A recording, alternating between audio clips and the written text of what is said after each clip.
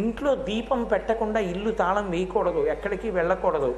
ఊళ్ళు వెళ్ళిపోతున్నాను తాళం పెట్టి, ఈశ్వరుడికి నైవేద్యం లేదు. ఇవన్నీ దోషాలే కావా? ఇవన్నీ దోషాలే. మరి ఈ దోషాలన్నీ ఎలా పోతాయి? జీవుడికి పాపం పడిపోలే ఖాతాలో. అది పోగొట్టుకోవడానికి, అందుకే నరక భయాన్నించి దూరం చేస్తుంది అన్నారు దీపావళి తిథి.